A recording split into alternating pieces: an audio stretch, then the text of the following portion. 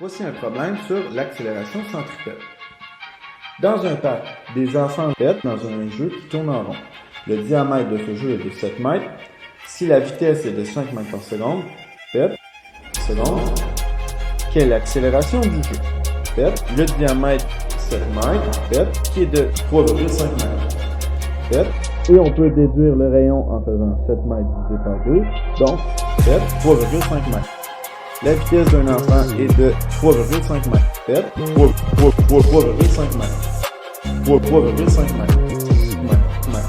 5 mètres par seconde. Et là, vu que c'est un pète, donc c'est un pète, ou c'est un pète, et c'est un pète, nous avons vu le pète qu'on analysait Y. Pète en une seule dimension, soit en Y.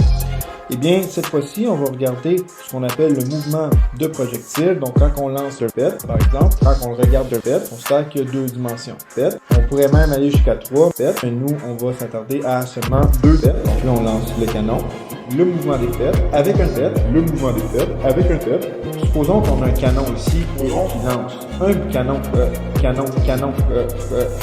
ici qui lance le pète. Voici un exemple, pipette et pipette, c'est ce qu'on observait. Si on trace la trajectoire, on aurait une pipette. Notre canon, notre bateau est lancé selon une certaine orientation, comme ça.